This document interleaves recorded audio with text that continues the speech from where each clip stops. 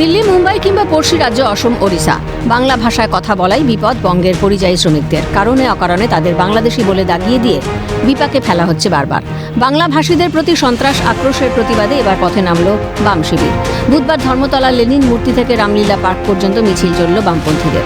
বাম কর্মীদের সঙ্গে এদিন মিছিলে পা মেলালেন সিপিএম রাজ্য সম্পাদক মোহাম্মদ সেলিম, বাম নেতা সুজন চক্রবর্তী, সূর্যকান্ত মিশ্র। যদিও এই মিছিলের সঙ্গে বাংলার অস্মিতা রক্ষায় মুখ্যমন্ত্রীর বঙ্গজুড়ে ভাষা আন্দোলনের ডাক দেওয়ার কোনো যোগ নেই, দাবি সিপিএম এর রাজ্য সম্পাদক মোহাম্মদ সেলিমের। এই আন্দোলনে এই সংগ্রামে মমতা ব্যানার্জি কোথাও নেই। বাংলাভাষী গরিব মানুষ, দলিত, তাদের বিরুদ্ধে আক্রমণ, নানানভাবে বাংলার মানুষকে বিপর্যস্ত করার চেষ্টা হচ্ছে, তার বিরুদ্ধে মানুষ রাস্তায় নেমেছে। বাংলাভাষী মানুষদের বৈধ নথিপত্র থাকা সত্ত্বেও তাদের বাংলাদেশি অনুপ্রবেশকারী বলে দাগিয়ে দেওয়া সভ্য সমাজে কাম্য নয়। বিশেষ করে বাংলার বাসিন্দাদের প্রতি অসমের বিজেপি সরকারের বিদ্বেষপূর্ণ মন্তব্যের প্রতিবাদে এককাট্টা সব বামপন্থী দলগুলি। পাশাপাশি বিধানসভা নির্বাচনের প্রাক্কালে বাঙালি আবেগকে সামনে রেখে বিরোধীদের ভোটের অস্ত্র সানিয়ে ময়দানে নামাকেও কটাক্ষ করেন তাঁরা। এখন বাংলাভাষীদের প্রতি এই সন্ত্রাস না থামলে লড়াই জারি থাকবে, অঙ্গীকার বামপন্থী সংগঠনগুলির।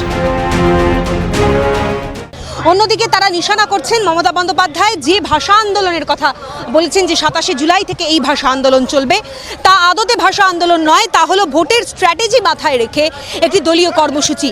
এমনটাই বার্তা দিচ্ছেন এই সমস্ত বামপন্থী দলগুলি। তারা বলছেন আগামী দিনে তাদের আন্দোলনকে আরও সুদৃঢ়, বৃহত্তর পর্যায়ে নিয়ে যাওয়া হবে। ক্যামেরায় প্রসন্ন নস্করের সঙ্গে অভিরূপা সাহা, ক্যালকাটা নিউজ, কলকাতা।